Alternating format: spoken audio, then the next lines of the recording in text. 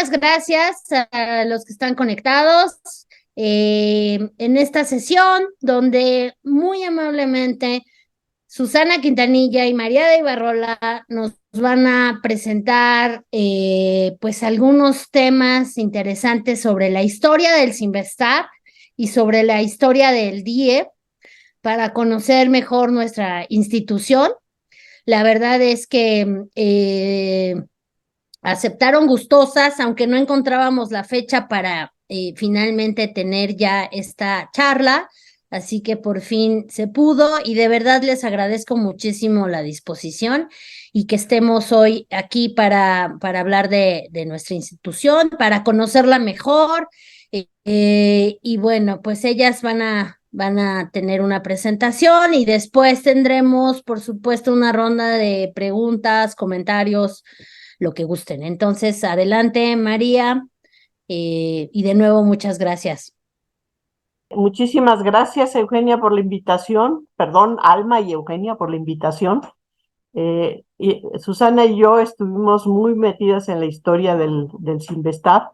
Susana con toda su preparación y capacidad profesional y yo pues como testigo de muchísimas de las cosas que pude vivir desde que estoy en el DIE y que estuve con mucha relación con la dirección del Sinvestab en algún momento. Entonces le pusimos historias institucionales, el Sinvestab y el DIE. Es una presentación especial para el personal, para los estudiantes y personal del DIE que lo quiera. Y tenemos organizada nuestra plática en este temario. Susana nos va a presentar la creación y primeros años del Sinvestab con el título hermoso que le puso a su libro, Recordar hacia el mañana. Después hablaré yo de la impronta genética del Sinvestab, les platico qué es esto. Vamos a hablar del desarrollo y crecimiento del Sinvestab del 61 al 2003 y de la creación y primeros años del Departamento de Investigaciones Educativas y del desarrollo y crecimiento del DIE. Y tenemos unas consideraciones finales sobre la problemática actual de nuestra institución de excelencia. Entonces, Susana nos va a presentar su texto, su historia, toda la investigación que hizo sobre la historia del DIE. Adelante, Susana. Muchas gracias, María. Tengo aquí el libro, Recordar hacia el mañana, creación y primeros años del Sinvestab. Fue, pues al inicio, prácticamente un acto de escritura y de investigación un poco obligado. Te agradezco muchísimo, María, siempre lo he hecho, que me hayas incorporado a la comisión de, para la reconstrucción de la historia del Sinvestab, con motivos de sus 40 años.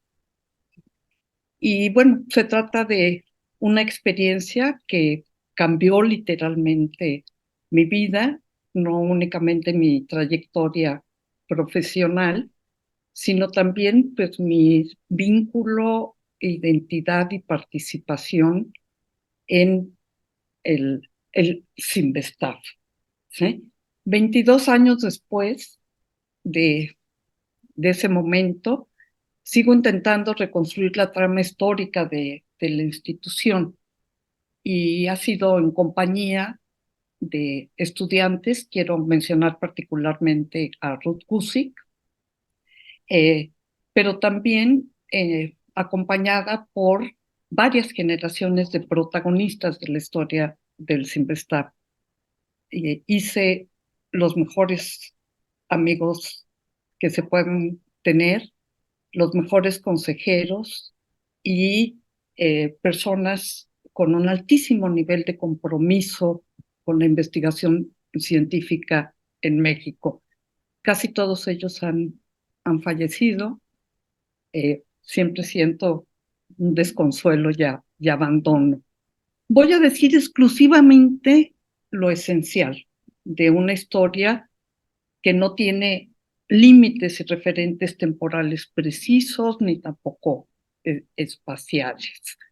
El nacimiento del Sinvestab ocurre en el contexto del periodo presidencial de Adolfo López Mateos, de 1958 a 1964, que implica, uno, la segunda etapa de la Guerra Fría en México; dos, el desarrollo pleno del modelo de estabilización económica; y tercero, una forma de gobernar caracterizada por un autoritarismo y verticalidad.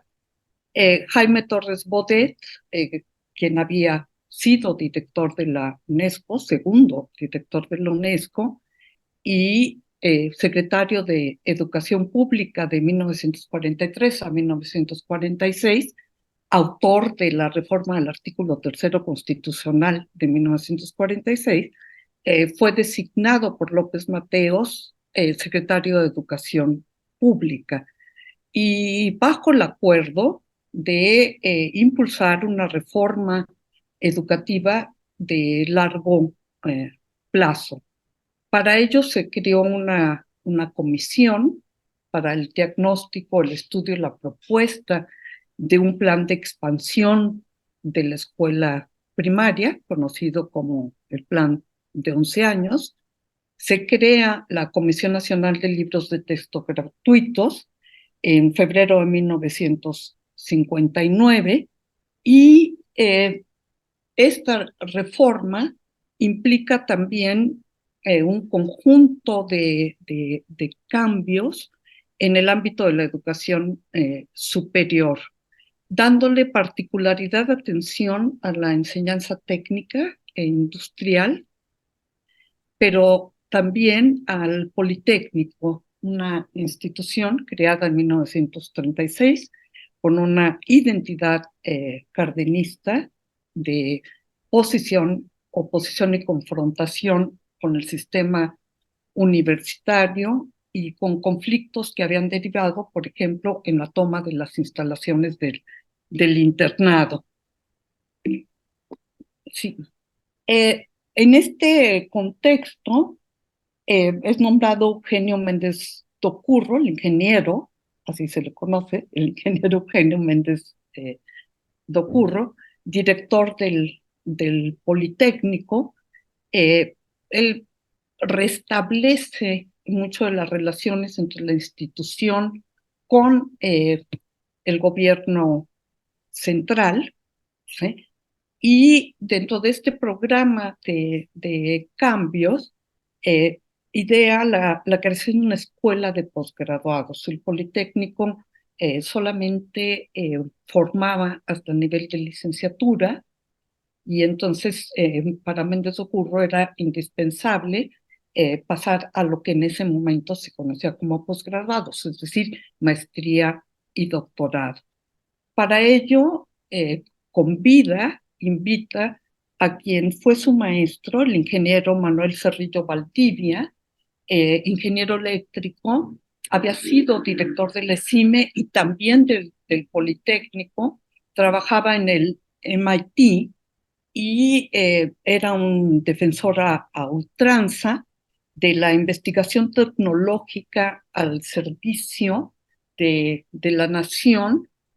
¿Sí? Por lo tanto, los grandes laboratorios de carácter industrial bajo el control estatal. Cerrillo presenta un plan, se discute en México en 2 ocasiones, y cuando va López Mateos a Estados Unidos, tiene una entrevista con Cerrillo, y Cerrillo dice: yo no voy a regresarme a México.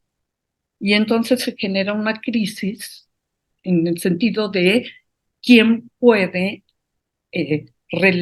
relevar a Cedillo. Y es entonces cuando aparece pues, la figura señera, entrañable y decisiva del fisiólogo Arturo Rosenbluth, nacido en Parral, Chihuahua, el 2 de octubre de 1900. Decía que era un hombre que iba con el siglo. Estudia medicina en la Universidad de México.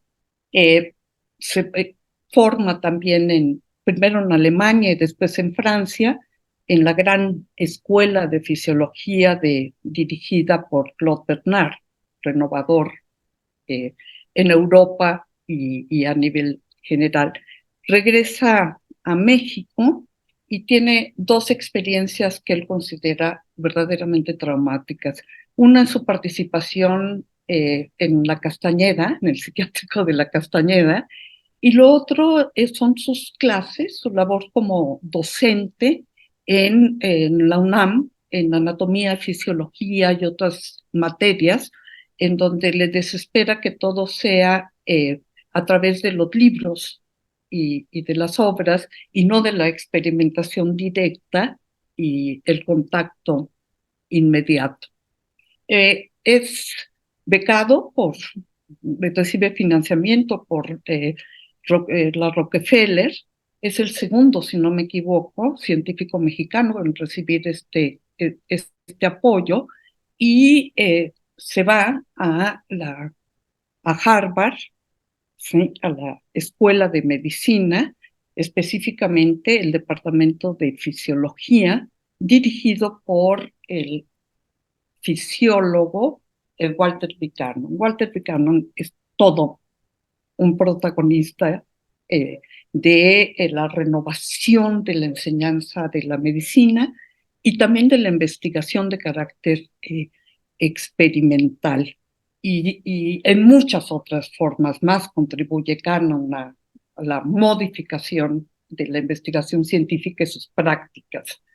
Estando en Harvard, Rosenbluth crea un seminario sobre filosofía de la ciencia, y es el momento del encuentro decisivo con el matemático Norbert Wiener, creador de la cibernética, una referencia aún, ¿sí?, en el ámbito de lo que se conoce como la invención científica, un ex niño genio, matemático y un hombre con una enorme capacidad de integrar diversas disciplinas para disciplinas y campos de estudio.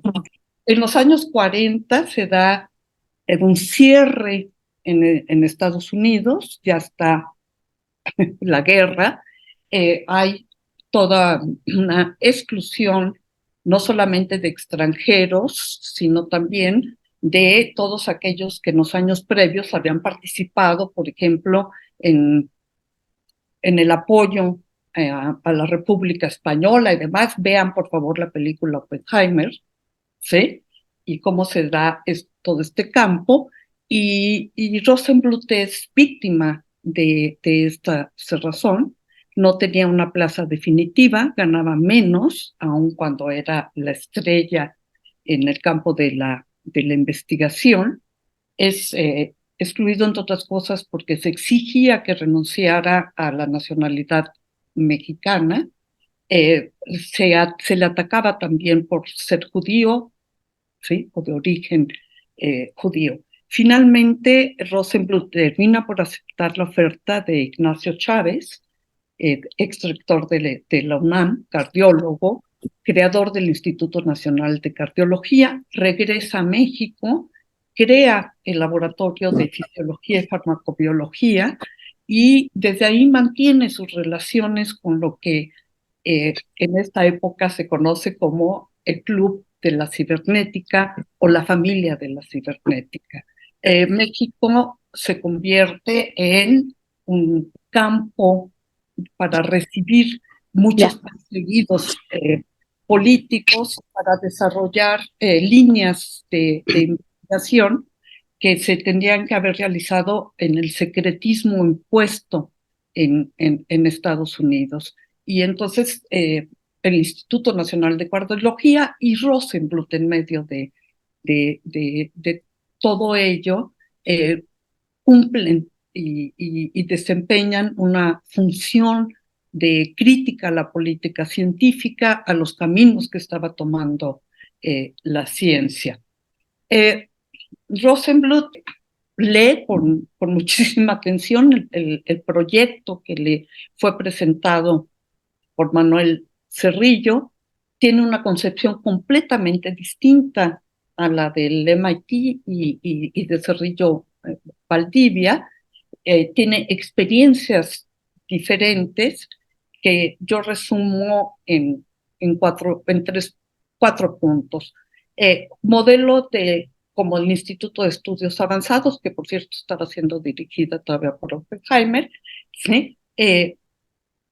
Como pequeños centros de convivencia, de investigación bajo la libertad de cátedra, la investigación y la convivencia. Lo que conocen como las zonas limítrofes de conocimiento, es decir, estas donde se reúnen varios campos disciplinarios y que son como zonas inhabitadas. De hecho, de ahí surge la cibernética, que es una unión entre las matemáticas, Wiener, Bigelow con la ingeniería y Rosenbluth con la fisiología. ¿Sí? Tercero, la apuesta por la investigación básica, que decía Rosenbluth, es una necesidad humana, no tiene ni siquiera por qué ser cuestionada la ciencia, sin réditos inmediatos. Son apuestas a muy largo plazo, decía Rosenbluth, y no tienen necesariamente que estar vinculados a programas de investigación. Y también la cuestión de la autonomía. El 28 de octubre de 1960 sale el primer decreto de creación del Cinvestav, y 15 días después Rosenbluth renuncia a la dirección del Cinvestav y renuncia fundamentalmente por el tema de la dependencia administrativa legal a el Instituto Politécnico Nacional. Finalmente no es aceptada su renuncia, se crea un nuevo decreto de creación en mayo de 1961, define al Cinvestav como un nuevo organismo público descentralizado, y si ustedes ven lo que pongo en el texto, a mí me volvió a sorprender ayer cómo tenía un sentido pedagógico, resolver las necesidades nacionales de carácter pedagógico y científico mediante la preparación de investigadores, científicos, profesores especializados y expertos dedicados a promover la constante superación de la enseñanza. Creo que este perfil inicial se ha ido perdiendo con el paso del tiempo, ¿sí? Explícitamente pedagógico y dedicado a la enseñanza. Se reconoce la independencia del Cinvestav, tiene un estatuto jurídico propio de cualquier escuela, facultad o instituto, pero no se le concede la facultad de gobernarse a sí mismo, ni se permite la participación de la comunidad académica en la toma de decisiones. Nace el Cinvestav con dos órganos de gobierno, el patronato y la dirección general. Es facultad del Ejecutivo nombrar al director, y no tenía periodos fijos, ¿sí? Ni sujeto a procesos de auscultación interna. El Cinvestav nace con 4 departamentos: fisiología, matemáticas, física, ingeniería eléctrica, y la meta era ir agregando 1 o 2 cada año hasta llegar a 12. A Rosenbluth ya 12 le parecía una familia demasiado grande, ¿sí? Y lo que creo que es otra gran apuesta es que el crecimiento debería incluir a las grandes áreas del conocimiento. Y sí, Rosenbluth incluía las humanidades y las ciencias sociales. Eso me parece que constituye un antecedente de la historia que vamos a relatar después en relación con el TIE. En 1963 se inaugura una parte del edificio de Zacatenco.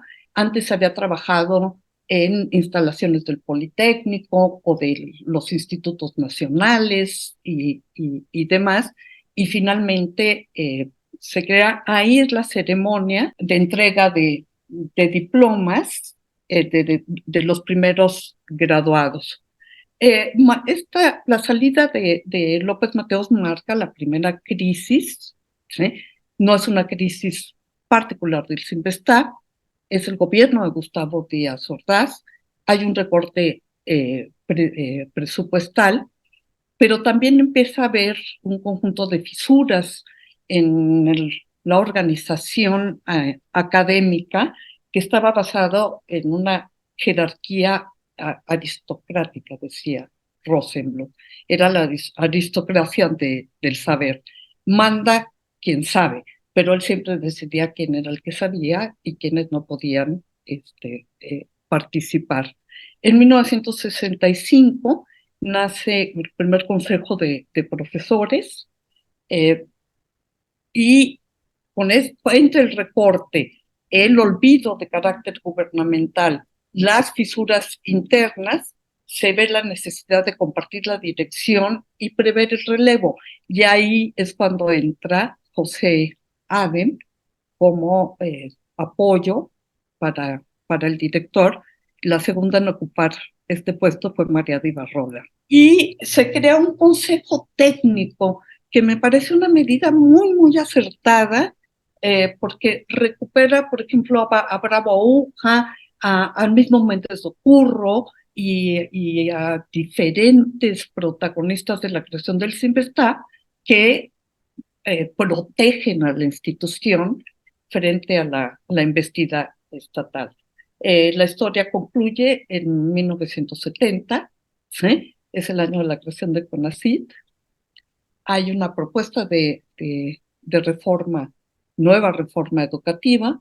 Muere Rosenbluth en septiembre de 1970 e inicia un nuevo sexenio para el CINVESTAB. Gracias. Gracias, Susana.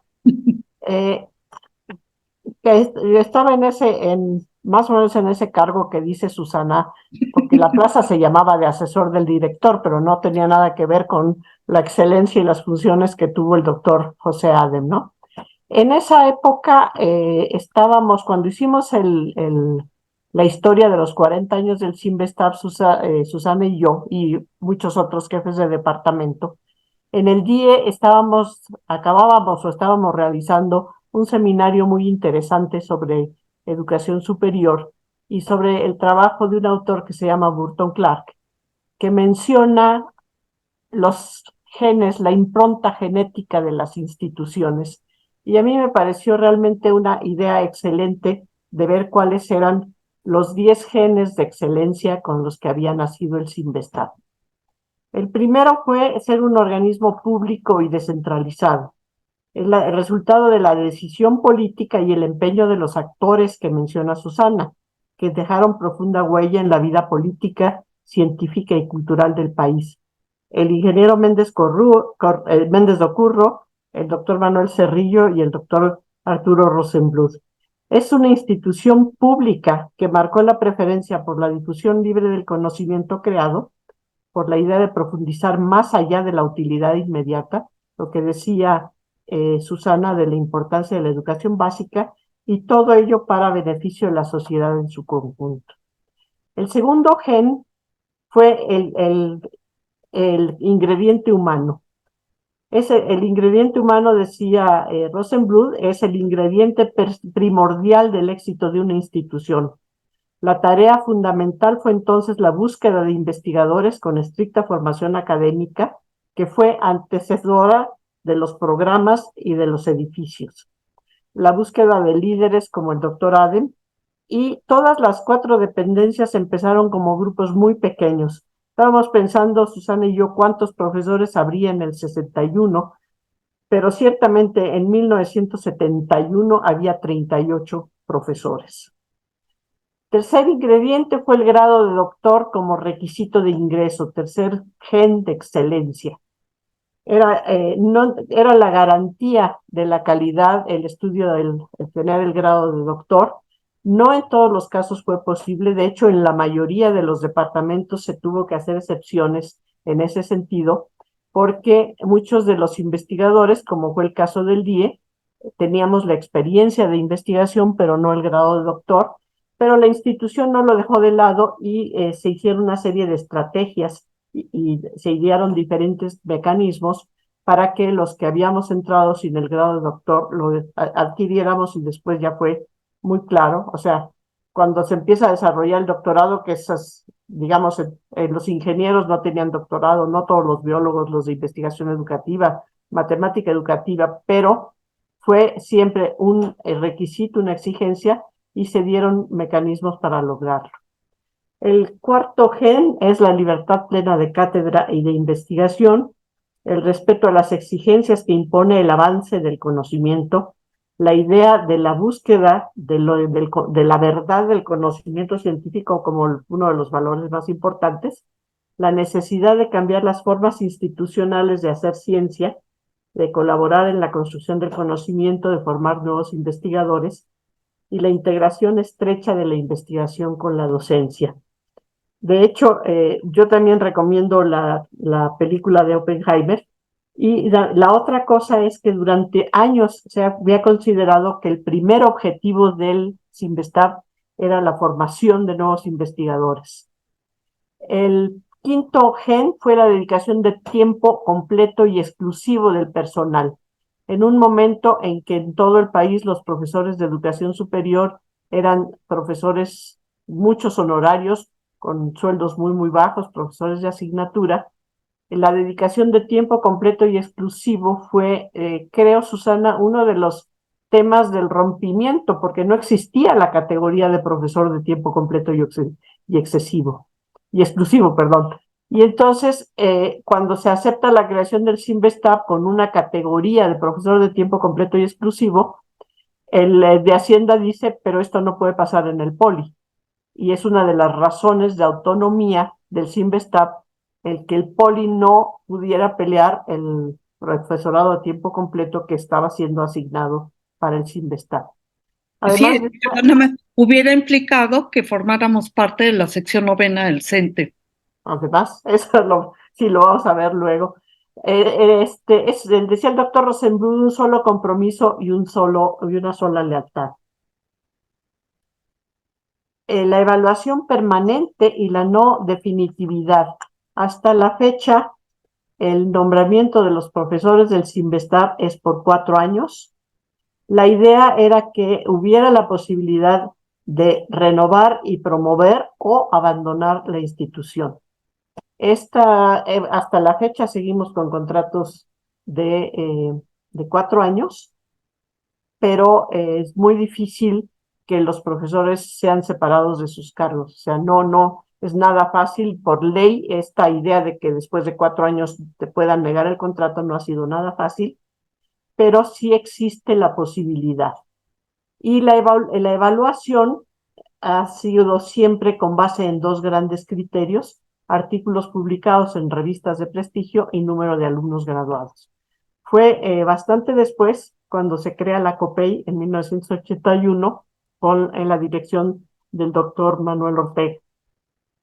Otro gen de excelencia es la plena participación en colegios invisibles, como les denominaba Burton Clark, que es una relación intensa con la comunidad internacional, la obligación de publicar en revistas internacionales, de ahí que el CIMBESTAB no tiene órganos propios de difusión, la importancia de los profesores visitantes, el buscar de que no hubiera ningún impedimento legal para profesores extranjeros, el sabático, por lo menos de 6 meses desde la creación, que es esta idea de que hay una plena participación del CIMBESTAB en la comunidad internacional.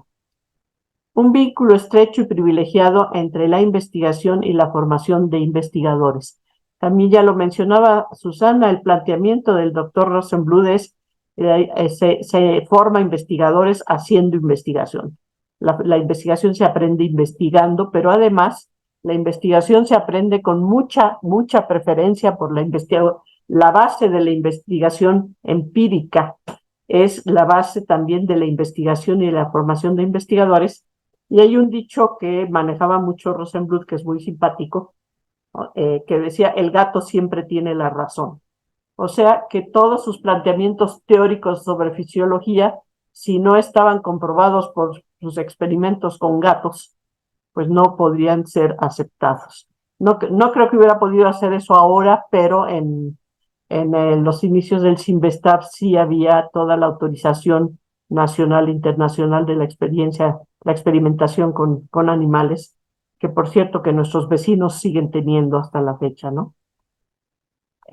Una institución dedicada exclusivamente al posgrado, esa permitió que el Sinvestab no se viera sometido a la exigencia de una demanda estudiantil masiva, como fue las demandas y sigue siendo de la gran cantidad de jóvenes que quieren ingresar a las instituciones de educación superior. Y entonces el ser una investigación dedicada al posgrado permitía que solo los que tuvieran ya la licenciatura pudieran aspirar a ingresar. El problema fue que carece de una fuente directa de reclutamiento de estudiantes, pero al mismo tiempo se hicieron muchas estrategias para buscar estudiantes por todos lados. Había esfuerzos deliberados institucionales porque en general las áreas de conocimiento del Sinvestab no tenían, cosa que ya no se dan, pero no tenían mucha preferencia entre los estudiantes. Y la otra ventaja es que hay egresados diseminados por todo el país. Y la última, que desde entonces fue rechazada por el público que leyó el artículo, era una administración al servicio de la academia. Se trata de una investigación, de una administración sumamente compleja, sumamente costosa, y en general no ha podido ser esta idea de que la administración sirva a la academia. Y bueno, entonces vamos a plantear los datos del desarrollo del Sinvestab. Vamos a pasar, Susana, si quieres plantear este desarrollo numérico. Sí, es muy numérico. Ya dijimos en cuanto a organización, ya estamos bajo el tercer decreto de creación, 1982. Hay una organización por 4 áreas del conocimiento. Esto es un reconocimiento a la pluralidad, a la diversidad eh, de, de la ciencia. Hay 28 departamentos. Esto quiere decir que son pues como 16 más de los calculados por Rosenbluth como el tamaño ideal. 16 están en Zacatenco y 12 en las unidades, en las 7 unidades del Sinvestab, que fue también pionero en el ámbito de la descentralización. 9 laboratorios certificados, ya dije las unidades foráneas. En 2023 hay ya 66 programas de posgrado reconocidos por el Sistema Nacional de Posgrado. Son 32 de maestría y 34 de doctorado. Esto sí significa un cambio muy notable porque siempre había habido cuantitativamente más programas de maestría que de doctorado, y como ven ahora hay 2 más de este último. De 1961 a 2023, no veo, perdón María, cuál es la cifra de graduados. Mira, había yo pensado, bueno, si quieres regresamos, vamos a las cifras. Aquí están los investigadores del Sinvestab. Como les decía, yo creo que los primeros han de haber sido 5 o 6, entre otros los que te firmaron el libro, Susana, el doctor Rudomín, el doctor Plebansky, el doctor, que fueron los jefes de los 4 primeros departamentos. En 1971 teníamos 38 profesores y en el 2000, cuando hicimos el estudio, había 568. Actualmente, en el 2023, tenemos 594 investigadores. Es realmente una tasa de crecimiento numérico muy, muy pequeña y se ha dado sobre todo en las unidades. De estos investigadores, el 26% son mujeres el 91% pertenece al SNI, y en el nivel 3 del SNI están 43 investigadores y hay 52 eméritos. En el caso de los estudiantes, en 1963, que se gradúan los primeros, tú mencionaste, Susana, 9. Yo aquí puse, pero creo que son 9 maestros y un doctor. En el año 2000 teníamos 2.946 estudiantes, el 77% de maestría y el 23% de doctorado. Perdón, esto se suman, perdón, 2.900 más 841. Y actualmente al 2023 se reportan 16.000, casi 700 estudiantes graduados a lo largo de la historia, 67% de maestría y 32% de doctorado. Sí hay un crecimiento del del porcentaje de doctores con respecto al porcentaje de maestros, y un 37% son mujeres. Actualmente hay 1.965 estudiantes en curso, con el 12% de extranjeros. Y yo quisiera regresar a esta lista de ejemplos de proyectos de investigación que son muy interesantes. No tenemos tanto conocimiento de lo que pasa en el CIMBESTAB, ni tampoco mucha posibilidad de investigar, ¿no? Pero yo recuerdo la impresión de la elaboración de rollos de piel humana para resolver quemaduras, que fue una de las primeras innovaciones más benéficas que pudo poner el CIMBESTAB al servicio de las personas con quemadura. La reproducción de la piel humana con genes de la persona, ¿verdad? Con piel de la persona. La energía solar, el CIMBESTAB se ufanaba de tener un cochecito eléctrico por ahí por 1970, y que llegaban las visitas y las paseaban por todas las instalaciones en ese cochecito. Hay trabajos de elucidación de genomas, el del aguacate y por ahí el del frijol, también el del maíz, también el humano. Hay conocimiento de compuestos volátiles de la naturaleza para inducir tolerancia a sequías, biofertilizantes para disminuir el uso de químicos. Hay diseños de plataformas para el seguimiento de alumnos registrados en la universidad. Análisis de casos de estudiantes que abandonan el nivel superior, los libros de texto gratuito de los que hablaré más adelante, analgesia efectiva para beneficiar pacientes con dolores agudos, avances contra el dengue, la diabetes, la epilepsia y la amibiasis, ¿verdad, Susana? Tenemos claridad de que el doctor Martínez Palomo es experto mundial en amibas. Pruebas de diagnóstico temprano, y se hicieron muchos, 6 o 7 proyectos de investigación con motivo del COVID. Hay tratamiento del dolor neuropático, hay tecnología, en fin, es una lista relativamente breve que me proporcionó la dirección del CIMBESTAB cuando participamos hace poquito en una comisión de educación de la Ciudad de México. Entonces, bueno, lo que vemos como tensiones institucionales. Primero, bueno, el número reducido de plazas académicas. El crecimiento hay un promedio de 18 profesores por departamento, y bueno, puede considerarse ventaja o desventaja, pero hay un número reducido de plazas, y después veremos que la renovación es uno de los problemas más serios, ¿no? A mí me interesaba mucho de hablar sobre esta partición de los ingresos y la remuneración por mérito. Aparece la COPEI, la Comisión ¿cómo se llama, Susana? Comisión de Evaluación Institucional, y los ingresos de los profesores empiezan a ser canalizados por la vía de becas de exclusividad, becas de desempeño y algunas prestaciones como la antigüedad y la pertenencia al SNI.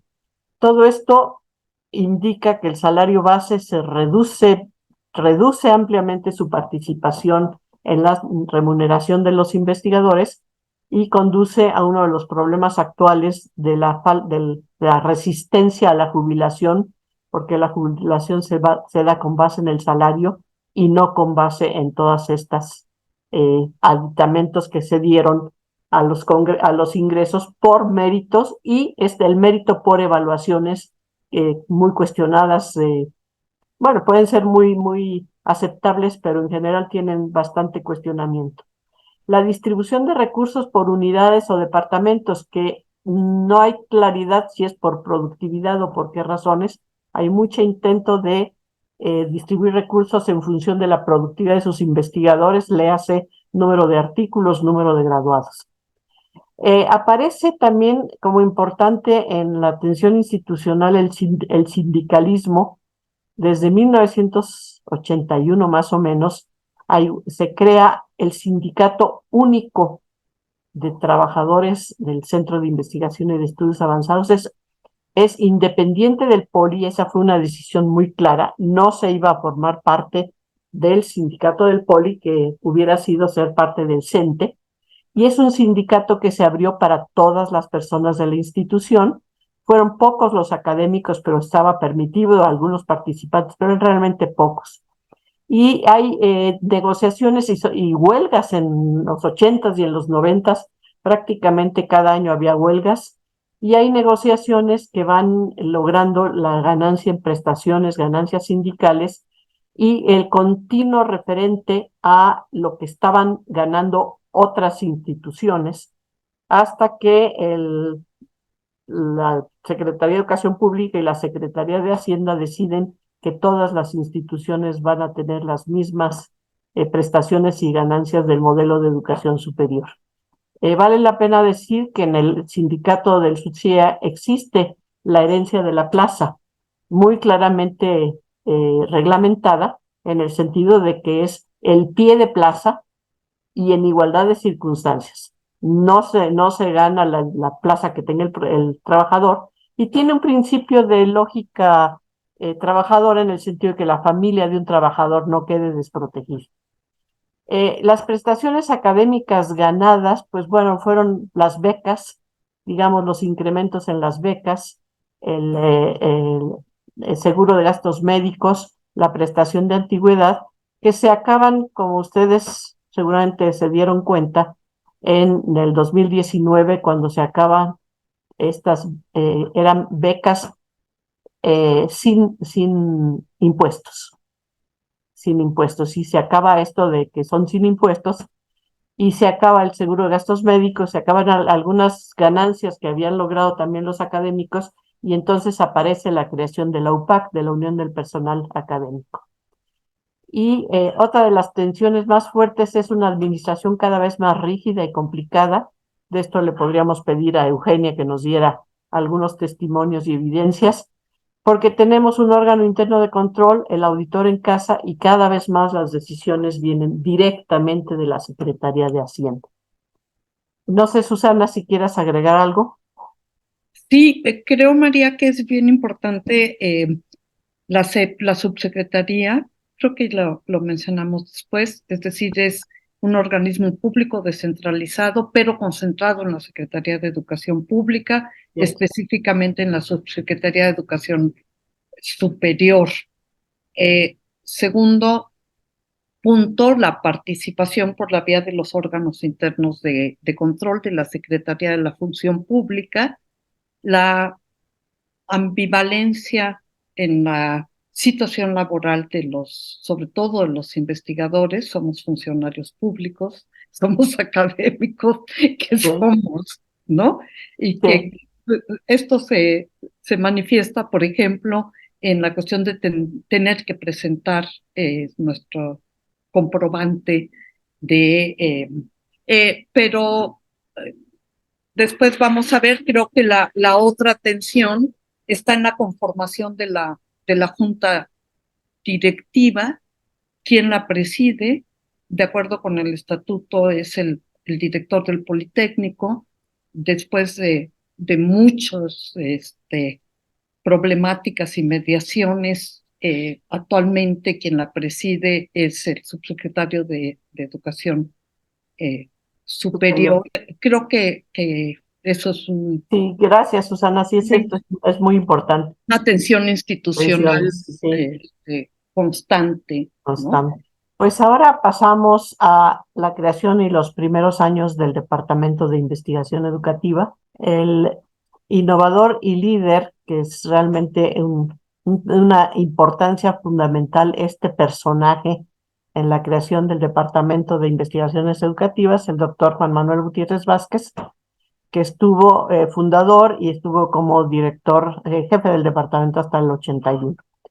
El doctor Gutiérrez Vázquez era director de la Escuela de Ciencias Biológicas del Poli cuando surge el CIMBESTAB y cuando surge la decisión de cambiar los libros de texto eh, por la reforma educativa, pasar la elaboración de los libros de texto gratuitos a los investigadores y científicos y no solo a los maestros. Del caso de los libros de ciencias naturales, se invita al doctor Gutiérrez Vázquez a coordinarlos y el doctor Gutiérrez Vázquez tiene un planteamiento. En algún momento se ha hablado mucho de los libros de texto gratuitos como la base, uno de los trabajos más importantes del DIE. Yo quisiera nada más señalar que el doctor Gutiérrez Vázquez trabaja con muchos maestros, trabaja centrado en el aprendizaje y en la experimentación de los alumnos y además logra introducir en la Secretaría la claridad del tipo de escuelas que estaba teniendo el país a través de sus fotos, como esta. Hizo un convenio muy favorable, muy positivo con Mariana Jampolsky, una excelente fotógrafa, y entonces todos los libros de texto de ciencias naturales tenían fotos de la realidad de la educación nacional que molestaron mucho a los secretarios de educación pública, pero que el fundador, el doctor Gutiérrez Vázquez, insistió o salían las fotos o no salían los libros. Y estos planteamientos que Toña Candela y Elsie Rowell, que participaron entonces, pues han seguido con el seguimiento de estos principios y la profundización de los principios que guiaron estos nuevos libros de texto, ¿no? El doctor Gutiérrez Vázquez tuvo también una clara previsión institucional.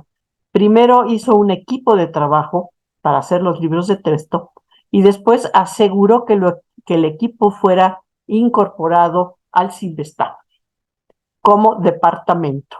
Fue realmente una sabia decisión porque, por ejemplo, el grupo de matemática educativa que estaba encargado de hacer los libros de matemáticas no tuvo esa previsión y cuando se quiso incorporar al CIMBESTAB entró como sección y no como departamento y le costó mucho trabajo llegar a ser departamento.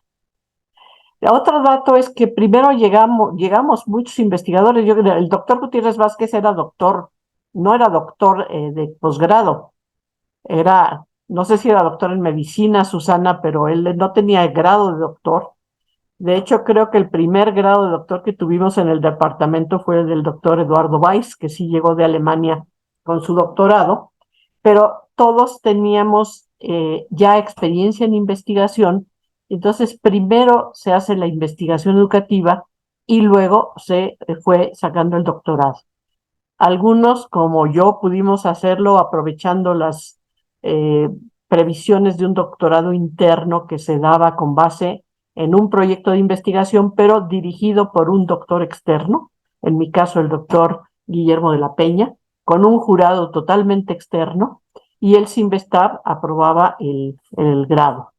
También se impulsó muchísimos investigadores a que se fueran al extranjero a sacar sus doctorados, y en el momento, después hablaremos del doctorado, pero al principio sí pudimos crear la maestría en 1975 con la claridad y la diferencia que era una maestría en investigación educativa, contra la idea que en las maestrías se forman los docentes y en el doctorado se forman los investigadores, que regía un poco el tema de la Universidad Latinoamericana en esos tiempos, ¿no? La maestría implica investigación desde el momento del ingreso, aunque no es un programa totalmente tutorial, porque tiene muchos cursos básicos, pero sí hay una tutoría desde el principio.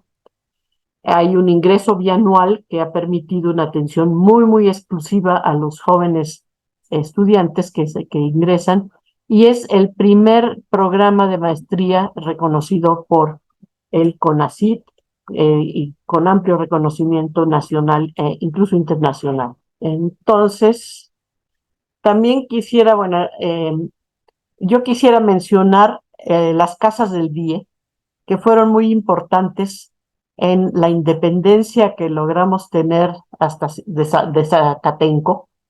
Esta idea de que nos podemos manejar por nuestro propio colegio de profesores, que existió desde el principio, y un ambiente de comunidad muy bonito. Tuvimos 3 casas hasta llegar a la Unidad Sur, y, eh, y bueno, yo sí los quise sacar porque fue realmente importante haber sido investigador en estas casas tan... Teníamos jardines, teníamos mucha independencia, teníamos un buen ambiente, se podían hacer fiestas en las casas del día. Sobre las casas, teníamos casas grandes y casas chicas. Yo Sí, siempre estuve en las casas chicas. sí, porque no cabíamos, en las casas no No cabíamos. cabíamos. Sí. Siempre menciono como ejemplo que mi cubículo era el baño de la recámara principal de una casa a una cuadra de la de San Borja, ¿sí? Que era ocupada por Doña Candela. Y bueno, el cambio a la sede sur sin duda modifica mucho de las formas de convivencia y prácticas, pero también nos pone en una situación de convivencia con otras áreas del conocimiento y otras prácticas de investigación. Sí, de instalaciones totalmente adecuadas al trabajo de investigación. Eh, Aquí están los jefes de departamento que hemos tenido. El doctorado, por cierto, te iba yo a dejar que comentaras, Susana, porque el doctorado se hizo público cuando tuvimos el suficiente número de doctores graduados, porque si no, no podíamos abrir un doctorado sin tener, y se abrió entonces públicamente en 1993, es la primera, se ingresa a la primera generación, y no sé, Susana, tú querías Tengo opinar.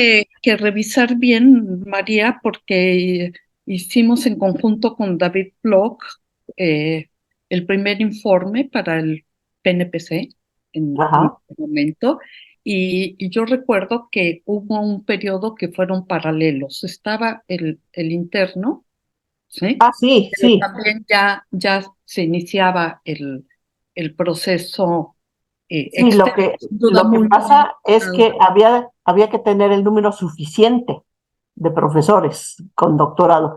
Sí Sí, de siguieron hecho, otros profesores haciendo su doctorado, y cada vez más fácilmente en el extranjero.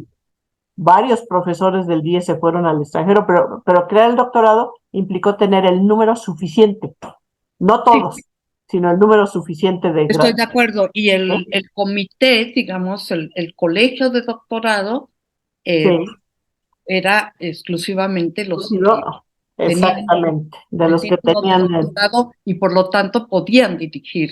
eh, Ahora, fue un doctorado claramente basado, ahí sí, claramente basado en la investigación, con un requisito, como lo sigue teniendo, un requisito de tener un proyecto de investigación para la tesis de doctorado para ingresar, un examen de ingreso basado en ese proyecto de investigación, contar con un profesor aval, un tutor, y muy pocos cursos.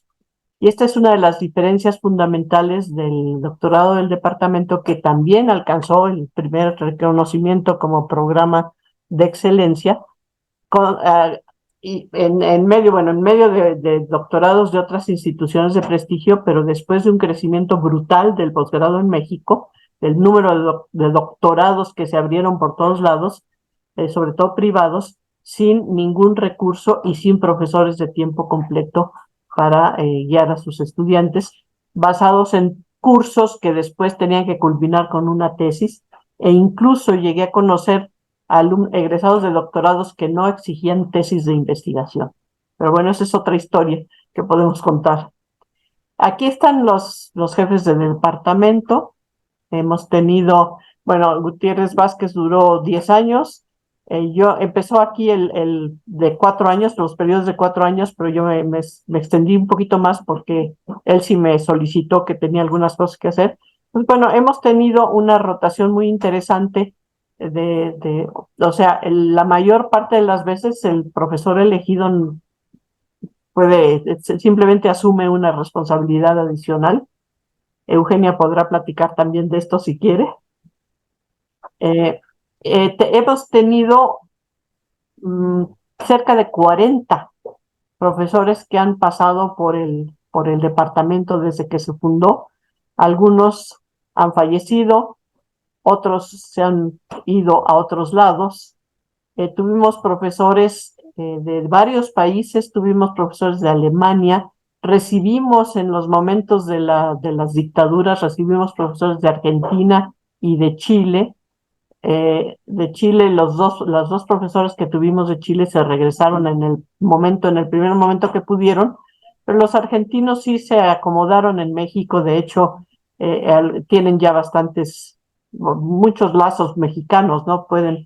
No sé incluso si ya tengan nacionalidad mexicana, creo que no, pero sí fueron recibidos, vinieron. Bueno, tuvimos a Sylvie Didou, que venía de Francia.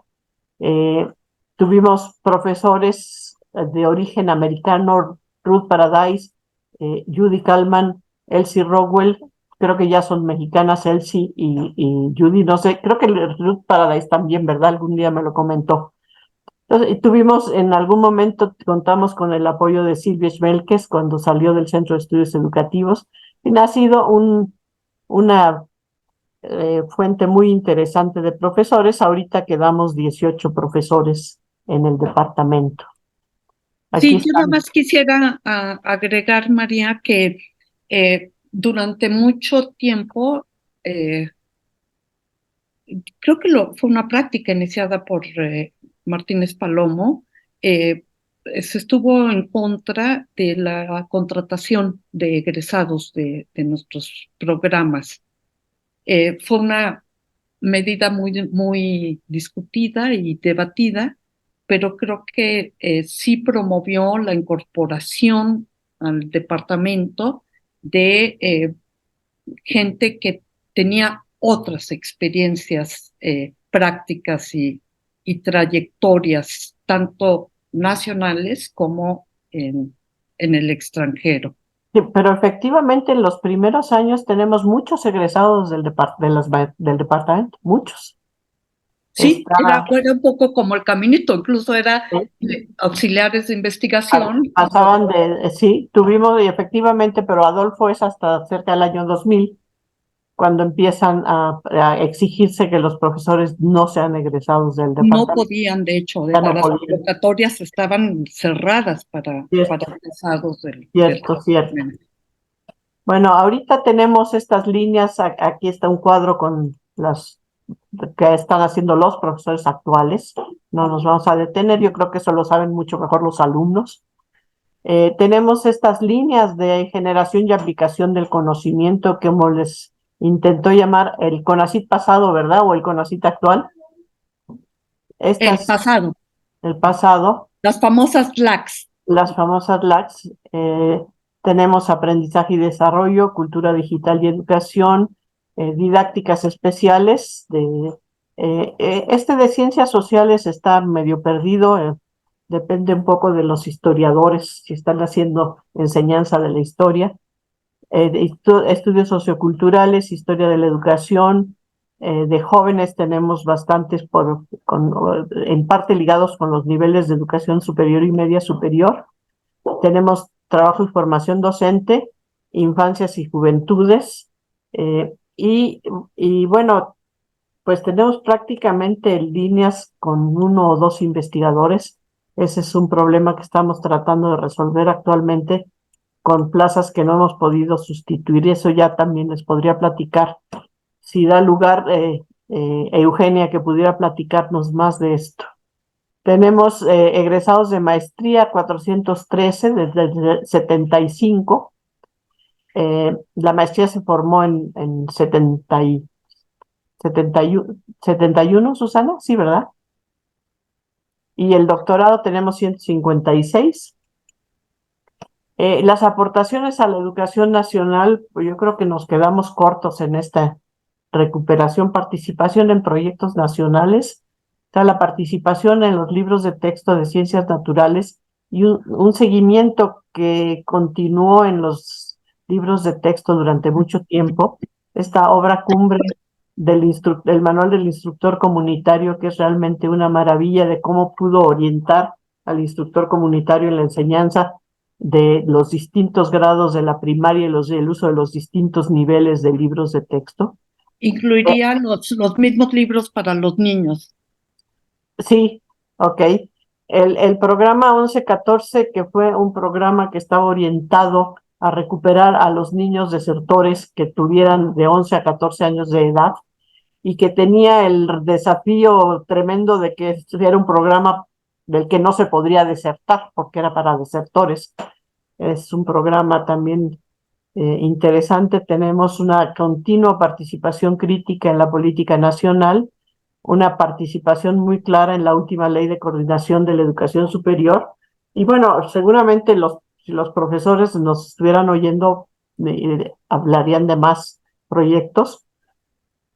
Investigaciones de alcance nacional, diagnósticos de primaria, diagnósticos de la UPN, diagnósticos de la educación media superior, de la superior, eh,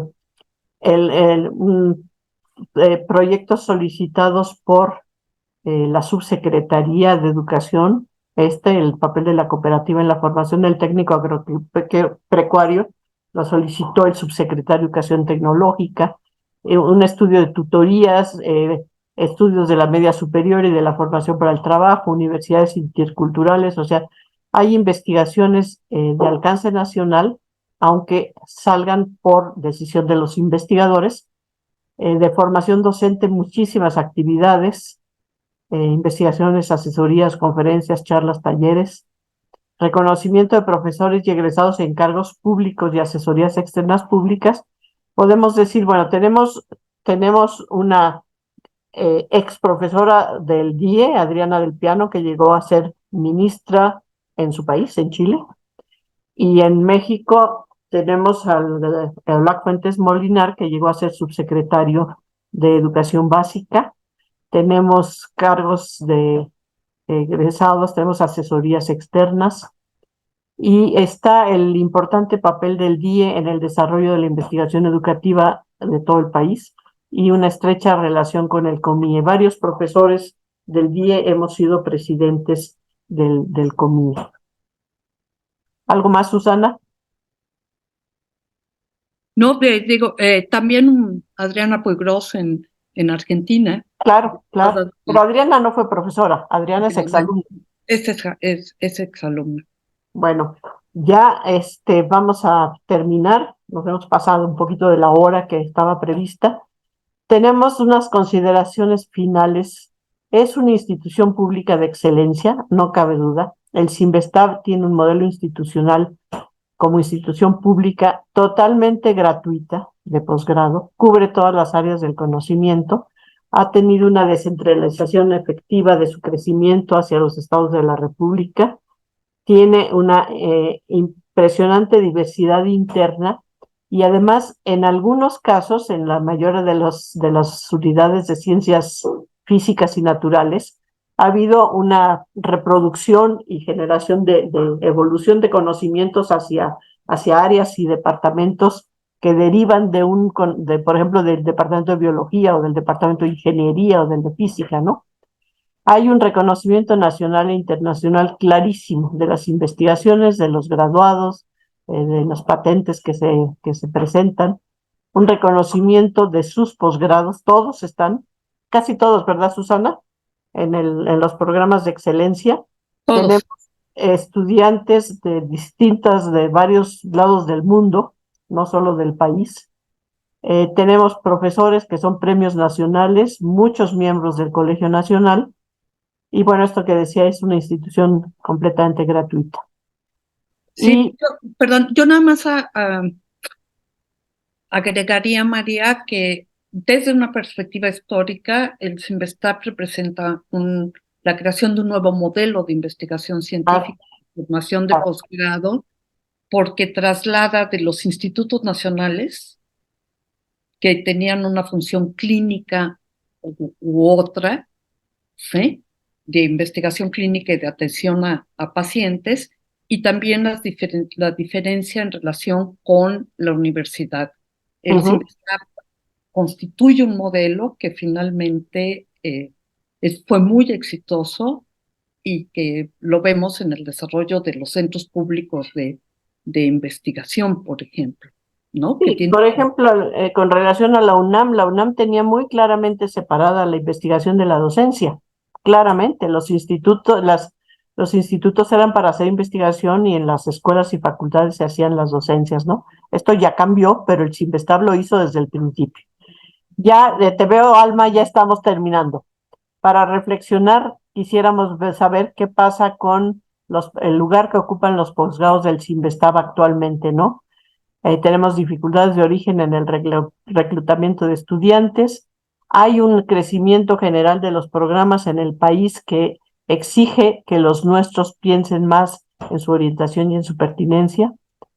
Tenemos formas muy rígidas y excluyentes de evaluación de la investigación, escasa valoración de la difusión o de los programas de impacto nacional.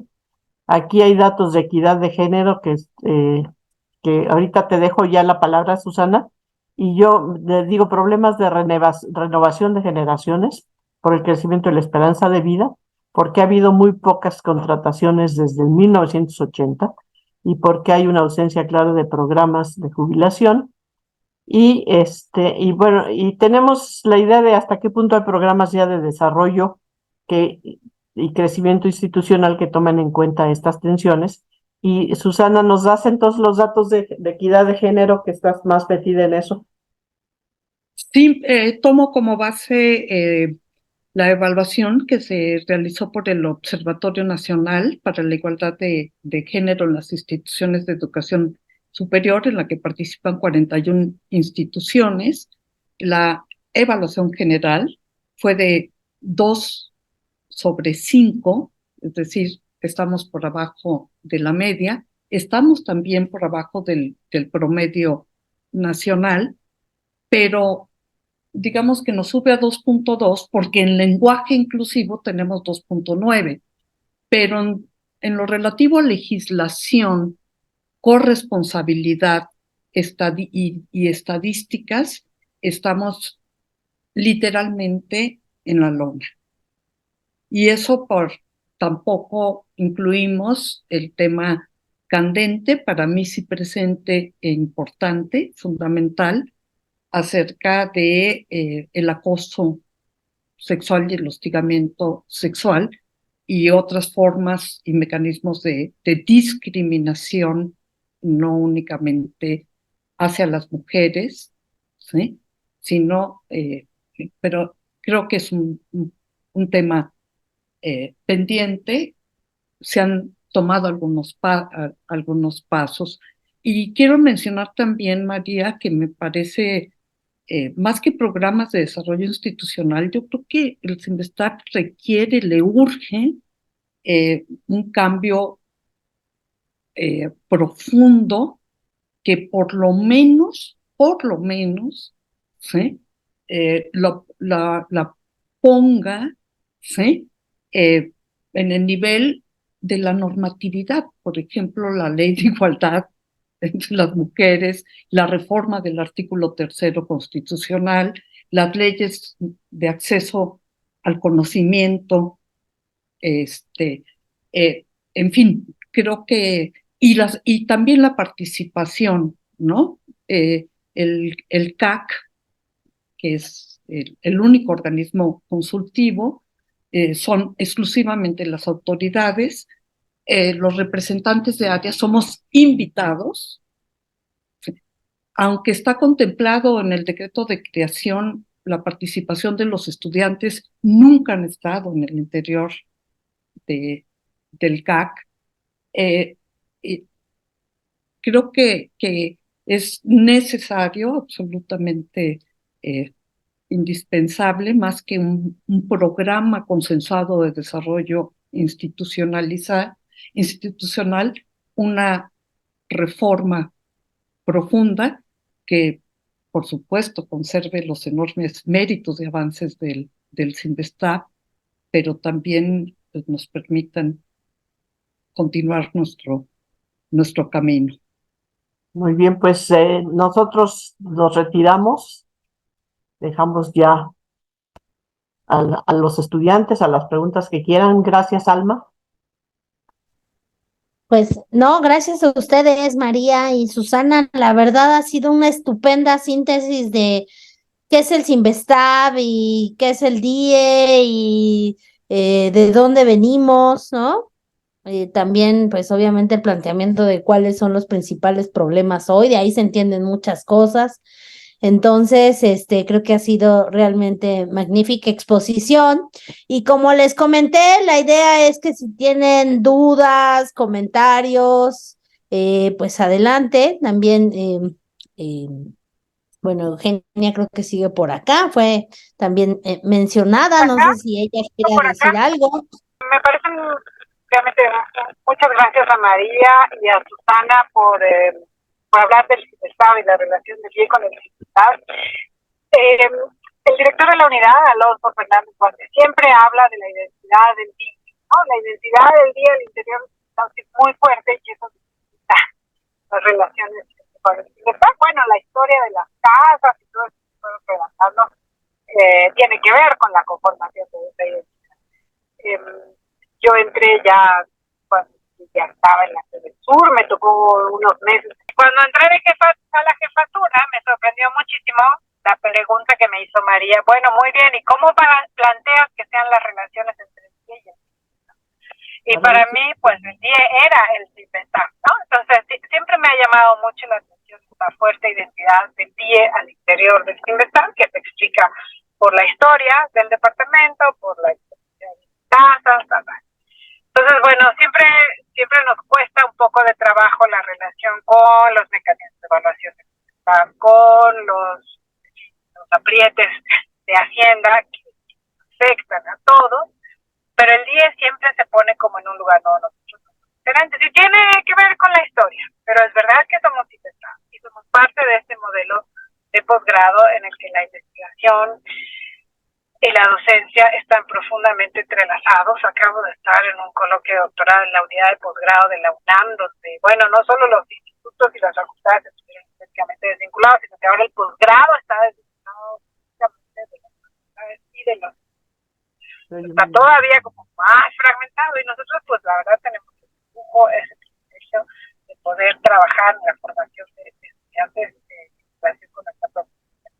Una cosa más sobre las tensiones del momento actual, pues sí, el Cinvestav tiene una administración muy rígida, muy controlada directamente por Hacienda, que hace muy difícil el manejo de recursos de proyecto, los recursos extraordinarios. Silvi, Elsie, recientemente conoce muy bien de todas esas actividades. Muy difícil manejar un proyecto, mucho más difícil manejar un proyecto con esos son los Valentina, está perfectamente. Son unos obstáculos muy serios. Y el órgano interno de control, bueno, la medida dentro del staff, ¿no? Poniendo el ojo en cuestiones que, pues para ellos son relevantes, pero no necesariamente para nosotros, sabático, eso hace. Y además, todas estas restricciones que hay ahora, que por cumplir la ley, por la protección a la infancia y tal, por ejemplo, ya no se permite que entren menores de edad, no se permite, o sea, esto tenía un impacto fuerte en el acompañamiento a las estudiantes madres, por ejemplo. Antes podía uno entrar con un bebé e ir a clase, no, ahora está absolutamente interminantemente prohibido, está terminante vídeos, reuniones.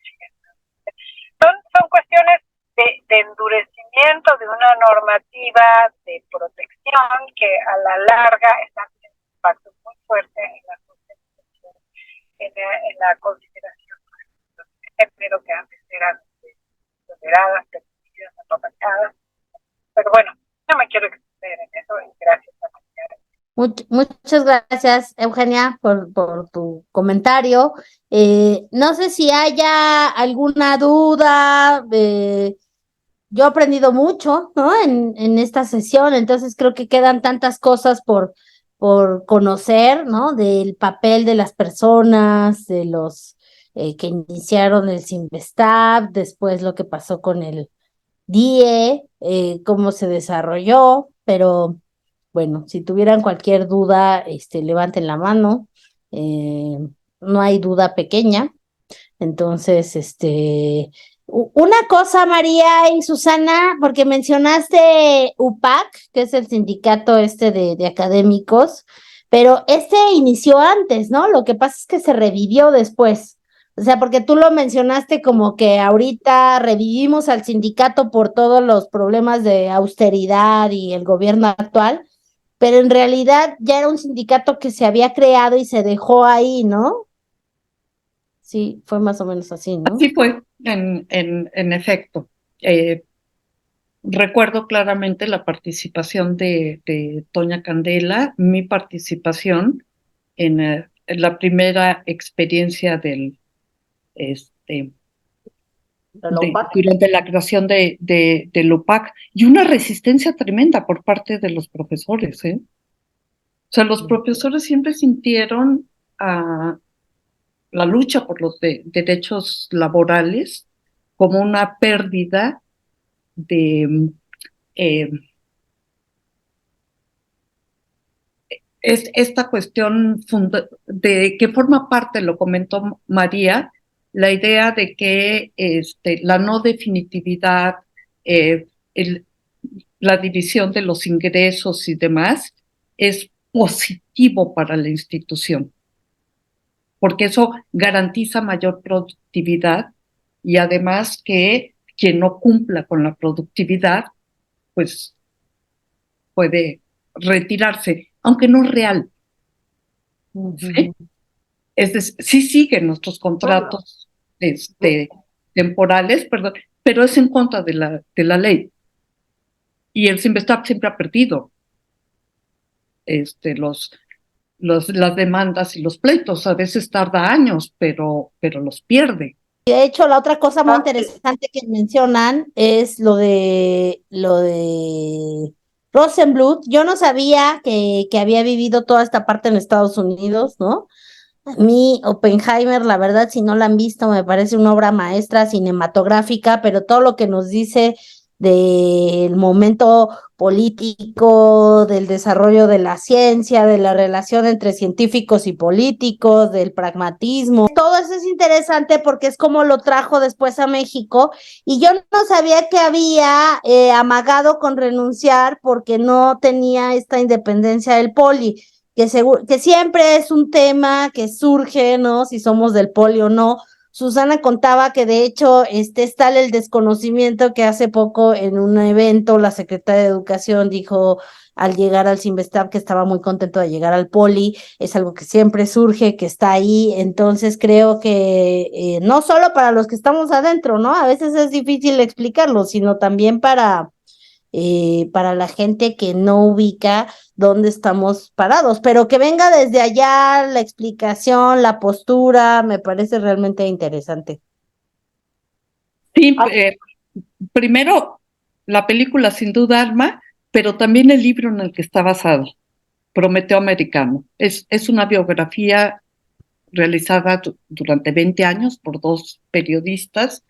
Es extraordinario y creo que sí retrata todo Otra de las cosas que retrata es esta posición por el valor de la ciencia y del conocimiento de la ciencia a donde conduzca el conocimiento, con la ambigüedad de los efectos que puede tener el desarrollo de conocimientos como las bombas, ¿no? O sea, esta idea de la ciencia como orientada hacia los horrores y terrores del conocimiento, pero que está en este personaje está muy claro, ¿no? Lo que él quiere seguir hasta el extremo, pero después está completamente arrepentido de lo que sucedió, ¿no? Ahora, uno de los datos que a mí me parece interesante del Sinvestab es que en los primeros 10 años de los 61, del 61 al 71 más o menos, al 75, es una joya, es un diamante en bruto, como decía el doctor Manuel Ortega. Y cuando llega Manuel Ortega como director, se dedica a pulirlo y a presumirlo. Y Manuel Ortega invita a los presidentes de la República a entregar los diplomas de posgrado, presumiéndole cuántos diplomados, cuántos graduados hay, mucho más que en la UNAM en las áreas que maneja el Sinvestab. Y empieza a hacer del Sinvestab una joya abierta al público y ya con mucho más intereses de intervención en la ciencia de lo que había podido hacer el Sinvestab cuando estaba calladito y oculto, sin que nadie se metiera con él, ¿no? Pero bueno, hay muchísimas cosas. Sí, no veo preguntas, nada más la última cosa que sí me parece ya como reflexión hacia lo que sigue, ¿no? Estos números que pusiste, María, del crecimiento es realmente nulo. O sea, es una institución que parece que no va a crecer porque además tenemos un problema de renovación de planta académica. Entonces, es una institución que no crece, que parece que más bien se está achicando si lo comparamos con otras instituciones. Y entonces, ¿qué sigue, no? Porque de pronto parece que sí, que fue una institución muy importante, que fue la joya, que fue innovadora, pero ¿hoy qué es y hoy a dónde va? ¿No? Simplemente nosotros, si ustedes ven los números, pues somos una planta que cada vez se va quedando más corta porque la gente se jubila, porque la gente fallece. Sí. Y qué va a suceder, ¿no? Y creo que eso pues es como debería de ser un motivo de reflexión también, porque de pronto parece que sí vivimos como del pasado, ¿no? De hoy fuimos tan importantes, inclusive el propio DIE, ¿no? Tuvo una gran presencia en los libros de texto, etcétera, pero pues hoy ¿dónde estamos, no? Y eso creo que es parte de la reflexión que también debe Estoy surgir. de acuerdo, completamente de acuerdo contigo, Alma. Creo Yo creo que aparte es un contexto que está cambiando y no favorablemente, ¿no? Esta mañana vi la nota de la cantidad de universidades que están ya en déficit claro, ¿sí? El recorte presupuestal, la sujeción, que yo diría un poco vertical y autoritaria, ¿sí? Hacia las mismas actividades de la institución. Tenemos problemas presupuestales graves, ¿sí? Y no solamente tampoco ha habido un crecimiento en términos cuantitativos por el número de investigadores, sino también abarcar campos de investigación de vanguardia y de punta. pues, tendríamos que recordar lo que decía Rosenbluth del ingrediente humano, ¿no? O sea, nos estamos quedando sin el ingrediente humano, que es el que marca todos estos desarrollos posibles del conocimiento, ¿no? Es una institución muy interesante. Yo creo que ciertamente no le ha ido, yo pienso que desde que empezó el SNI, por ejemplo, se empezó a hablar de la intervención en la autonomía del conocimiento por las formas de evaluar el conocimiento. Y ahora con la intervención de la Secretaría de Hacienda sobre lo que en qué puedes gastar, en qué no puedes gastar, a dónde puedes ir, los cuestionamientos a los viajes de los profesores, el abuso en los informes, que es verdaderamente desesperante, pues estamos llegando a un momento en que sí hace falta, como dice Susana, una reforma muy amplia, pero no solo de nuestra institución, sino en general de la relación de la educación superior y el posgrado con lo que quiere los distintos gobiernos, ¿no? Un poco, Alma, lo que el DIE dejó de tener presencia en la política, mi hipótesis es que fue por pleitos con los pleitos tan fuertes que hubo con la subsecretaría, con la secretaría en la época de Calderón. Fueron pleitos muy, muy fuertes. En el sexenio de Peña Nieto se eligió al CIDE para todas las asesorías educativas y ahorita pues no, ciertamente no sé quién hay. Sí hay alguna participación de profesores en la nueva escuela mexicana, pero no digamos con la presencia que ha tenido el departamento en otras ocasiones. Sin negar la importancia de lo que tú mencionas, María, yo creo que también está todo el sistema de evaluación y la orientación del tipo de productos que exige el Sinvestar. Pues sí. Es la zanahoria, ¿sí? De ahí depende mucho de nuestros ingresos.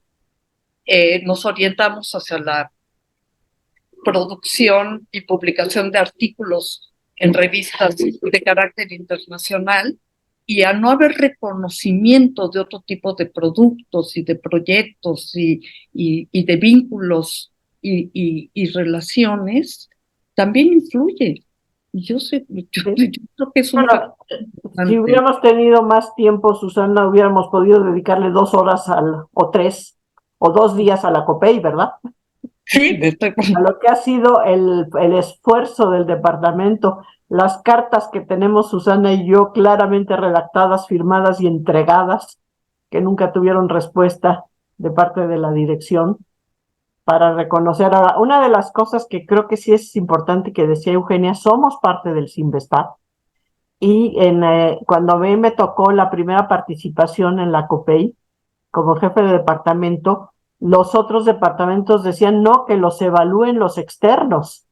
Y me opuse plenamente, dije, nos evaluamos dentro, porque no somos un departamento que no forme parte de esta institución. Y recibimos muy buena evaluación de gente que nos reconoció mucho. Tuvimos excelente relación con varios directores del Sinvestar.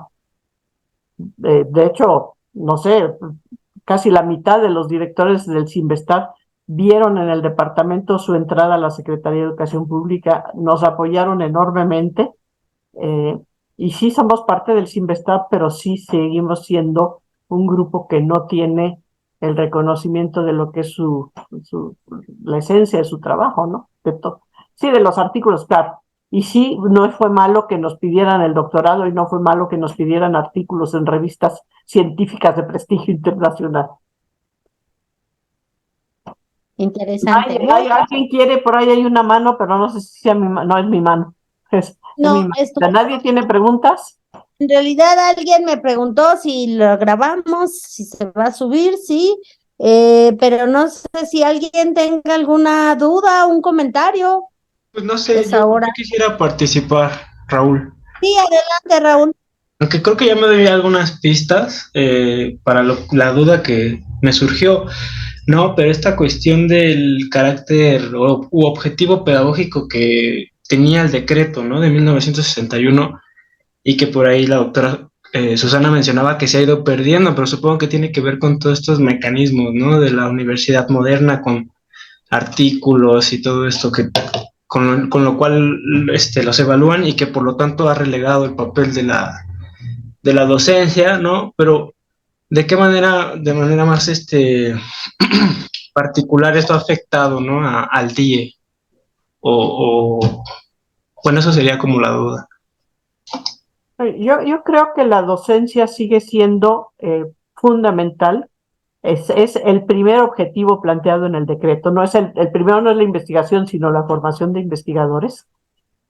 Yo creo que en el departamento también es el factor de mayor unión entre los profesores, la maestría y el doctorado, donde tenemos diálogos interdisciplinarios, y me parece que sí seguimos cumpliendo ese trabajo de formar investigadores en la práctica de la investigación. Eso no se ha perdido y creo que lo vamos a defender a toda costa. Lo que sí podemos pensar es que sí han disminuido los intereses de jóvenes por ingresar a la maestría, habiendo tantísimos programas.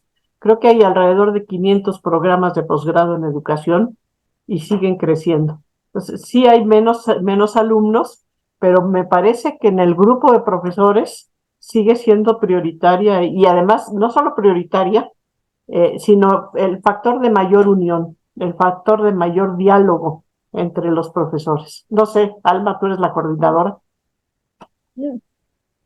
No, creo que contestaste muy bien, María. Sí, sí Y me estaba parece. recordando, María, la tesis de Rebeca Reynoso y cómo finalmente la docencia y la formación, ¿sí?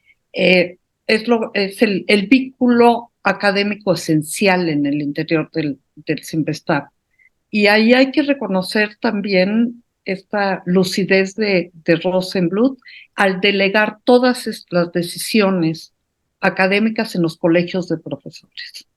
Sí, eso sí. Yo creo que es la única institución, ¿sí? Porque en la UNAM todavía mucho de lo que tiene que ver con los cambios, ¿sí? De los planes y programas de estudio, pues pasan en los consejos técnicos y en los consejos universitarios, y hay un desfase ahí tremendo, ¿sí? Y esta libertad a los colegios para definir las características de sus programas, a mí me parece no solamente un acierto, una virtud, y además espero que se mantenga. Quizás yo sí comentaría que lo que llama la atención es que también depende mucho el departamento del que estemos hablando, ¿no? Porque creo que la tradición del día es muy clara, hay un colegio de profesores, todos nos sentamos a discutir y tenemos voz y voto y, ¿no? Yo nunca he sentido ahí que no haya esta participación plural y democrática en el colegio. Pero el problema es a nivel Sinvestab, ¿no? Esto que decía Susana de realmente no hay un cuerpo colegiado donde se reconozca la participación del personal académico. Y ni qué decir de los estudiantes, ¿no? Creo que es eso otro tema que ahí sí no está resuelto. Entonces, en ese sentido, es una institución muy vertical en su diseño, muy vertical, y que no ha sido fácil permear, ¿no? La participación y etcétera, y depende mucho de los departamentos, porque yo lo que he sabido es que hay departamentos donde no, la participación no es equitativa, no es igual, de todos los miembros en el colegio, y en fin, por lo menos en el DIE sí, pero eso no se ve tampoco reflejado en el Sinvestab. Isabel Patiño levantó la mano. Adelante, Isabel. Hola, ¿cómo está? Muchas gracias. Sí, yo quería hacer una consulta porque todavía me quedaron un poco de dudas sobre eso y consulté a alguien que había estado desde el principio. Me dijo que quizá no había sido totalmente claro, por eso me animo a consultarles. Es que lo que decían un poco de si el Sinvestab es o no IPN, cuál es su nivel de autonomía y etcétera, dijeron ustedes que efectivamente entiendo que es un centro autónomo, ¿no? Pero yo no sabía, me parece muy interesante como la historia del centro, si hay algún como decreto o alguna cuestión donde se pueda mirar esa decisión o ese nivel donde ya se define que es autonómico, o sea, que es autónomo, perdón. Por otro lado, consultarles, quizás saben por qué se queda en el nombre, ¿no? Porque en el nombre y en todas las cosas que se entregan en el Sinvestab, aparece que es del IPN, entonces es un poco raro en ese sentido.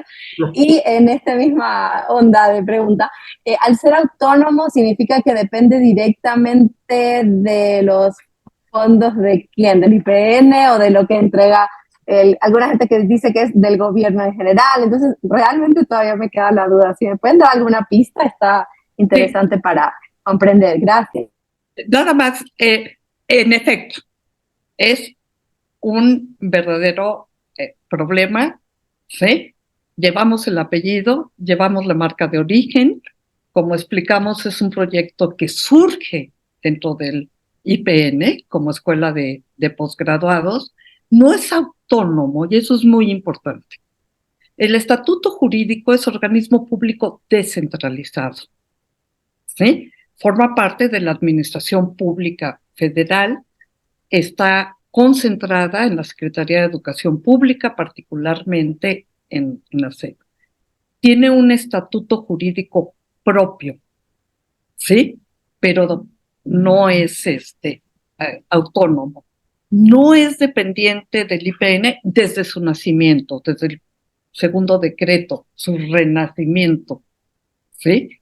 En mayo del 61, donde se tomó la decisión de que no fuera parte del Instituto Politécnico Nacional. Pero al final le dijeron, bueno, y entonces, ¿qué pasa con el Politécnico? Que había dado los recursos, había sido una iniciativa, Zacatenco está en terrenos del Politécnico, asume buena parte de los costos, ¿sí? Y entonces dijo, bueno, déjenle el IPN, y eso es lo que genera no solamente una enorme confusión, sino también ha habido periodos críticos, ¿sí? En las relaciones, se ha acentuado mucho porque el Poli ya tiene todo desarrollado y una infraestructura para posgrado y para desarrollo de investigación, ¿sí? No necesita, como si en cierto momento necesitaba de los premios y reconocimientos y demás del Cinvestav. ¿Sí? Cuando platicábamos, Susana y yo, le decíamos, vamos a poner la relación de amor y odio del Cinvestav con el Politécnico. Y como bien vieron claramente, la idea era hacer la escuela de graduados del Instituto Politécnico Nacional, que iba a ser la escuela derivada de la escuela de biología, y que ya estaba muy lista a pasar a tener posgrados. Y varios de ellos, bueno, el ingeniero Méndez Docurro, estaban pensando en el Politécnico, en la escuela de graduados del Politécnico. El que se opuso fuertemente fue Rosenbluth, pero el que parece ser que tuvo la mano definitiva fue el de Hacienda, que dijo, no hay profesores de tiempo completo y exclusivo en el Politécnico. Entonces, si quieren hacer una figura profesional de esta categoría, es un organismo público diferente, descentralizado. Y entonces empezó esto, bueno, y el Poli, bueno, pues pónganle el apellido que quieran. Ahora, además de eso, hemos vivido, Susana, momentos en que se le quiere quitar el nombre del Poli y ha surgido todo el pleito al interior de la institución. Yo me acuerdo que Juan Manuel dijo, ¿cómo vamos a perder el apellido del IPN? Cuando Manuel Ortega quería quitarle al IPN. O sea, ha sido tensión continua. Otra tensión continua es quién es el presidente de la Junta de Gobierno. Algunos directores han preferido que el presidente sea el secretario de Educación Pública. Otros llevan mejor con el Politécnico. Entonces es una relación continua que además el Politécnico durante muchos años sí se privilegió o se favoreció con los éxitos del Cinvestav. Presentaban en sus programas, en sus informes, los méritos del Cinvestav. Sí, de hecho, perdón. Sí, y el terreno es del Cinvestav, la luz la paga el Cinvestav, los alumnos vienen del Politécnico, perdón, el terreno es del Poli y la luz la paga el Poli. Y los alumnos de licenciatura, muchos de los alumnos vienen del Politécnico. A ver, hay otra persona, Juan Carlos Díaz.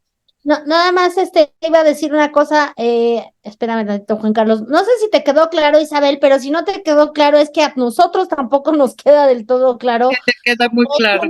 Es un ir y venir, ¿no? Pero lo que sí es cierto es destacar, no somos autónomos y eso es parte del debate de si deberíamos de ser un centro público autónomo, ¿no? Y el problema es quién da la autonomía. En este país, quien da la autonomía, la más fácil, es el presidente de la República.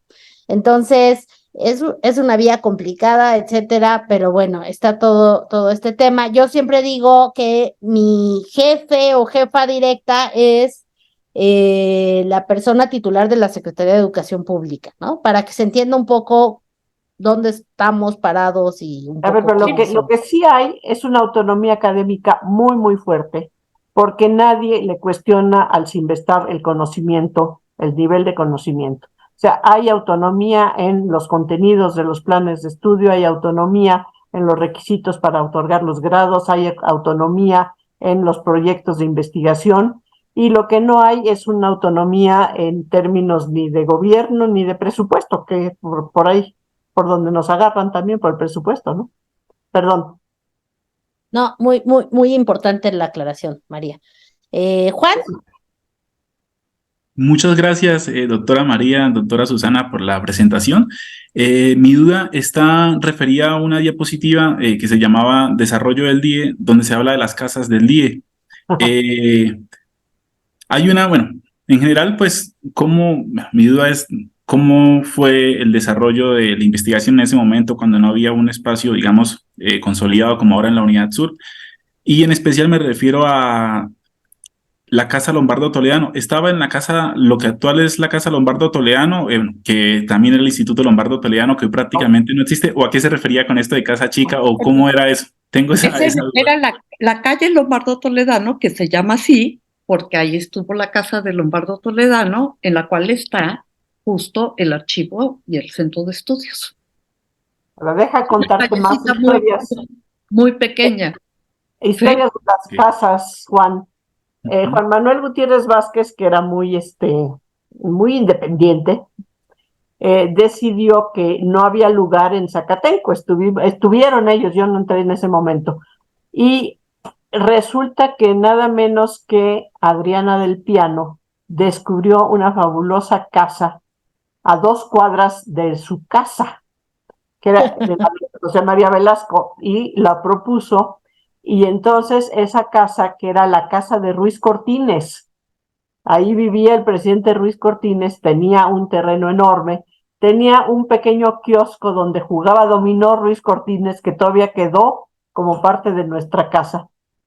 Y entonces, como Juan Manuel logró que nos fuéramos, yo creo que eran pocos los departamentos que no estaban en Zacatenco.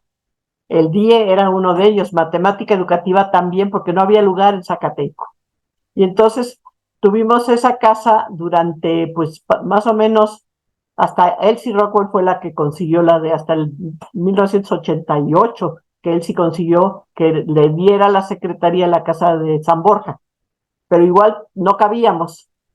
Entonces, hasta que nos tomaron la decisión de hacer la Unidad Sur, y ahí sí ya se hizo instalaciones para la investigación. Pero las casas eran muy bonitas. Susana estaba en un baño de una casa, yo tenía una enorme habitación con baño propio en José María Velasco, teníamos jardín, teníamos el kiosco, era un lugar de trabajo. El doctor Ortega usaba esa casa cada que iba de visita, cada que tenía que ir al CONOCYT la usaba como oficina alterna, y teníamos mucha posibilidad de llevar a los niños, de llevar a hacer las fiestas, y no por eso dejamos de producir, porque ustedes pueden ver toda la productividad académica del DIE de esos años, que fue maravillosa, ¿no? Sí, y nomás mencionar, no es Unidad Sur, es Sede Sur. Sí, no estamos reconocidos como es unidad. Sede Sur, ¿verdad? No, sí es la Unidad Sur. Sí está entre, bueno. No, bueno, estamos en ese debate, eso es parte del en el debate, pero todavía no. Exacto. Es parte de los temas somos el departamento administrativos, burocráticos. Somos el departamento que equilibra la proporción de género. O sea, la mayor parte de las mujeres están en el departamento. Sí, también eso, 26% del total, ¿sí? Mujeres, es 12% menos que el SNI, El SNI, mujeres son 38%, el Cinvestav tiene 26%. Y además, en efecto, María, la mayor parte de mujeres estamos en biológicas y de la salud y en ciencias sociales. ¿Sí? Hay un caso que a mí me parece dramático, que es el de Departamento de Física del Cinvestav, que es el más grande de Zacatenco. Tiene 54 profesores y hay una mujer. Pues sí, eso viene desde antes, ¿no? Desde la selección de las licenciaturas, pero efectivamente sí es un centro que podría beneficiarse, debería beneficiarse muchísimo de mucho más mujeres, ¿no? Pues Ok, sí, el Bueno, 37% de sus graduadas son mujeres, 37 punto cacho. Y va en aumento, ¿eh? como ¿alguna otra? consecuencia de la feminización de la matrícula en licenciatura, ¿no? ¿Alguien más que tenga alguna duda o comentario? Si no, para dar por concluida esta muy interesante charla. Sí, Isabel. Tengo una última que es como una duda, comentario, no sé. Y es que escuché como las nuevas las regulaciones. Sí, no, es que mis hijos también querían hablar al mismo tiempo que yo. Preguntaba por estas como regulaciones que habían ahora que comentabas vinculadas al tema, por ejemplo, que no pueden entrar menores de edad, ¿no? Y lo que eso significa para las mujeres. Eh, que a veces además no quieres llevar a tu hijo todo el tiempo, pero necesitas ir a ver un papel y directamente es imposible que los dejen ingresar, ¿no? Es muy difícil. Y quería consultar si es que había alguna posibilidad de que, por ejemplo, no al día, pero directamente al Cinvestav, o a donde sea, se pueda presentar algún tipo de solicitud, comentario, querella, lo que sea, porque es realmente algo que quizás los que están en ciertos puestos de decisión no les interesa, pero a las personas que estamos ahí nos interesa muchísimo, a los estudiantes y seguramente también a los trabajadores. Hubo un esfuerzo muy grande en el Cinvestav por hacer una guardería que llegó a ser maravillosa para los investigadores jóvenes, como éramos jóvenes en mi época. Se hizo una guardería verdaderamente fabulosa con una gran cantidad de servicios para creo que también aceptaron estudiantas, padres, madres y estudiantas se aceptaban en esa guardería y se dio recursos para los que no estaban en Zacatenco, se le daba el recurso para pagar una guardería cercana o para... esto fue desapareciendo por una razón muy clara, muy dramática, que es el futuro de así. Los niños crecieron y dejaron de ser niños. Los investigadores también crecieron y dejaron de tener hijos en edad de guardería. La guardería conservó ciento y tantos trabajadores y los niños de la guardería eran los hijos de los trabajadores de la guardería. Y hubo un intento que no sé si se logró, no creo que no se logró, pero de realmente acabar con una guardería que estaba en esa situación. Sí, Con ciento y tantos trabajadores y ya no había niños del Cinvestav. Ahora, hay un sí, pleito, ya hay demanda de los abuelos de poder meter a sus nietos a la guardería del Cinvestav de Zacatenco. Pero sí, es algo que incluso hace poquito lo planteamos. A Eugenia le dimos esos datos para que pudiera pelear un poquito esta situación, precisamente también de profesoras, de profesores y sobre todo de estudiantes. Yo no sé si ahorita hay profesores del día que tengan hijos pequeños. Bueno, sí, Eugenia, para empezar, claro. Valentina, Eugenio. Sí, sí hay, pero en el caso del sur, pues nunca, no se hizo una guardería para la unidad sur o pero sí se apoyaba económicamente. Pero incluso en la unidad sur llegamos a hacer cursos de verano para que después se prohibieron.